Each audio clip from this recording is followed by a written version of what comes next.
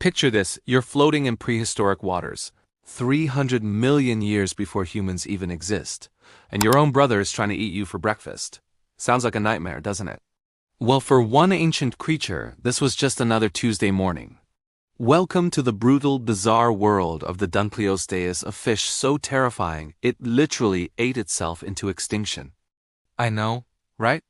Stick around because this story is absolutely mental.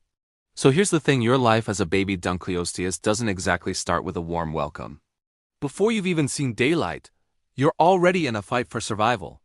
You're tucked away inside your mother's body, desperately clinging to a small fold in her womb, watching your older brother absolutely demolish your other siblings. He's already devoured 2 of them, and from the murderous glint in his eye, pudding's definitely still on the menu. Your heart's hammering in your chest as he spots your hiding place and lunges straight for you. Just when you think you're about to become sibling number 4 on his meal plan, something incredible happens. Your mother gives you an almighty shove, and suddenly you're ejected into the open ocean. Freedom at last, yeah? Not quite. Because barely a second later, you hear another whoosh behind you. Your cannibalistic brother has just been born too. Brilliant. You spin round, expecting him to continue where he left off, but something's changed. He looks absolutely terrified and honestly. So are you? Both of you gaze back at your mother in complete awe. She's an absolute beast, covered head to tail in thick armored plates, looking like a proper underwater tank. Meanwhile, you two? You're basically defenseless blobs of jelly floating about like a couple of idiots. Before either of you can properly process how vulnerable you are, your mother vanishes into the murky depths. No parting wisdom, no survival tips, not even a Cheerio, try not to get eaten. Cheers, Mom.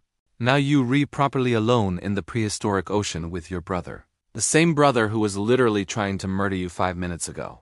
A massive shadow passes overhead, and without thinking you both dart for the exact same hiding spot. Funny how quickly attempted murder turns into, please do and leave me alone out here, when there's just something even bigger lurking about in it. The shadow eventually drifts away, but neither of you dare move for what feels like ages. Finally, you peek out from behind your rock. Your brother does the same. You lock eyes for a moment, and there's this weird understanding between you. But there's no time for a proper family reunion. Your stomach is already screaming that you haven't eaten since, well, ever. You drift apart, both too starving to care about each other anymore. That's when you clock it, a small turtle bobbing lazily near the surface. Perfect. Easy prey for your first proper meal. You charge forward, mouth wide open, ready for the kill. But here's the thing, that turtle's been playing this survival game a lot longer than you. One quick flip of its flippers, and it's gone, diving down faster than you can blink. What happens next is just embarrassing, honestly. Your mouth opens so fast it creates this bizarre vacuum effect. And instead of turtle, you get a massive gob full of sand and what's probably a dead jellyfish. You're spitting out grit, coughing, trying desperately not to die of shame. But hang on a minute. That suction thing you just did? Maybe it's not a design flaw after all. Your specialized jaw joints are basically creating nature's first underwater vacuum cleaner. You've got a prehistoric Hoover attached to your face. You spot another fish nearby, smaller this time. Instead of charging in like a complete muppet, you drift closer, nice and slow. When you're just close enough, you open your mouth and slurp. The fish gets sucked straight in like it's being pulled by an invisible string. First meal? Sorted. Sure, it's not as impressive as whatever your parents are hunting, but you're learning, and that's what counts. 3 days drift by as you hide near the surface, catching whatever small prey you can manage. That's when you notice something proper strange. Your skin feels different, harder. Patches of armor are developing, especially around your head. It's like you're growing your own helmet. But there's a catch, and it's a big one. This natural helmet makes it impossible to turn your head. You want to check what's behind you? You've got to turn your entire body round like some sort of awkward submarine. And this is just the beginning, mate. You've got 10 times more armor coming, and it's going to cover your entire body. Days blend into weeks, and your transformation continues. What started as small hard patches around your skull has spread like you being fitted for a living suit of medieval armor. First, thick plates completely encase your head. Then your neck and shoulders start feeling heavier as the protection spreads. It's like watching yourself slowly turn into a walking well, swimming tank. Piece by piece, plate by plate. A month passes, and now you're covered in overlapping armored plates from your nose to your tail. Each one's harder than solid rock. Your head alone is encased in protection so thick it could stop a bite from a great whale. The trade-off?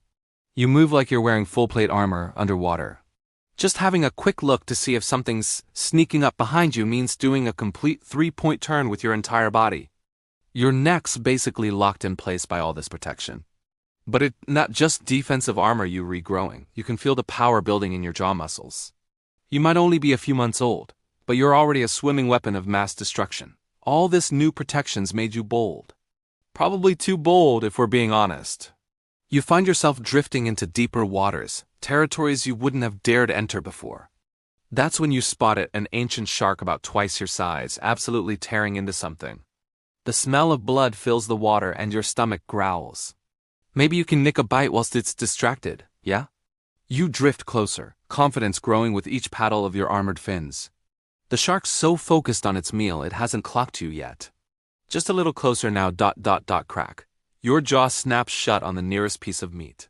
Here rests when you learn something absolutely mental about your bite. It closes in less than a 50th of a second, creating a pressure wave that actually stuns nearby prey. Before the shark can even turn round, you've already sliced clean through its dinner. But now you've got its attention, haven't you? It spins towards you, clearly fuming about having to share. It charges, teeth aimed straight for your neck. But instead of soft flesh, it gets a proper mouthful of armor. You feel the impact, but your plates hold firm. The shark pulls back, probably wondering what kind of absolute freak of nature it's just tried to eat. Now it's your turn. You might be slow to pivot, but your jaws? They're anything but sluggish. You open your mouth and snap. The water literally shock waves around your bite like a tiny underwater explosion. The shark barely dodges, losing a decent chunk of its fin in the process. It takes one look at its missing fin, then at your scissor-like jaws, and decides this meal definitely isn't worth the hassle. As you watch it leg it, you realize something brilliant. You're not just protected by this armor, you're powered by it. The same plates that make you awkward to maneuver give your bite enough force to slice through pretty much anything in the ocean. After sending that shark packing, though, you learn something important. Your armor might be brilliant for scrapping with big predators, but actually catching your dinner? That's a whole different kettle of fish. Your massive armored body isn't exactly built for chasing down lunch. Every time you spot some tasty-looking fish, they've scarpered before you can even turn your tank-like body around. But then you remember that weird suction thing from earlier. Next time you spot a school of fish, instead of attempting some clumsy chase, you just open your mouth. Whoosh! The water rushes in like a proper vacuum, pulling in not just one fish, but half the entire school along with a nice helping of sand and seaweed. Not your most elegant meal, granted, but when you're starving, who cares about table manners, right? Months drift past, and you're getting properly good at this now. Nearly full-grown, you're bigger than a great white shark, stretching over 20 feet long. Your armored head alone is the size of a car. Your bite force? If ships existed back then, you could have chomped through their metal hulls like they were made of cardboard. In these ancient seas, there aren't many creatures that can match your size. Those long-necked plesiosaurs? They see you coming and swim the other way. Most other armored fish are half your size, more like snacks than proper competition. The only things that make you slightly nervous are the massive sea scorpions, creatures the size of crocodiles. But even they think twice before messing with your scissor jaws. Swimming through your territory one day, you notice something different. The water feels warmer, and there are way more of your kind around than usual. That's when you spot her. She is nearly twice your size and covered in armor so thick it makes yours look like a cheap costume. Turns out female Dunkleosteus are significantly larger than males. Because of course they are. You're not the only one who's noticed her either. Other males are showing up, all of us probably thinking the same thing. What follows is possibly the least graceful courtship ritual in the entire ocean's history. Imagine several living tanks trying to impress a bigger tank. You try showing off your jaw strength, snapping at the water to create those signature shockwaves. She seems about as impressed as you'd expect, which is to say, not at all. The mating itself is quick and awkward. Try getting romantic when you're both covered in armor plates and can barely turn your heads. But at least you don't eat your mate like some other fish do, so there's that. Once it's done, she swims off without so much as a goodbye. Turns out even prehistoric fish weren't big on commitment. Now, here's where things take a dark turn. Your life of chomping through anything that moves starts catching up with you. The hunting grounds that used to be absolutely heaving with prey are getting emptier by the day. Turns out being an unstoppable killing machine has a proper downside. Eventually, you run out of things to kill. You start seeing new types of fish in these waters. They're smaller, faster, more adaptable. They don't have fancy armor or buzzsaw jaws, but they can survive on the tiny prey you can't even be bothered to catch. Your specialized weapons, the armor, the bone-crushing bite, the suction feeding, they're all useless against schools of fish too small to bother with. Your massive size and armor that once made you invincible? Now they're just dead weight. You find yourself swimming further and further for fewer and fewer meals. Other Dunkleosteus are disappearing too. Some starve to death, their armored bodies sinking to the ocean floor like discarded suits of armor. Others try hunting in waters too shallow and get stranded, like beached whales wearing metal suits. One day, absolutely exhausted from hunger, you spot something big enough to eat. But as you approach, you realize it's another Dunkleosteus, even more desperate than you. For a moment, you both just float there. Two living tanks facing the same grim reality. We've eaten ourselves into extinction, nature's final joke, innit? The ultimate predator wasn't killed by something bigger or stronger. We just got too good at being bad. So there you have it, the rise and fall of the Dunkleosteus, one of the most formidable predators to ever swim the seas, done and not by competition, but by its own success. If that doesn't make you think about the delicate balance of nature, I don't know what will.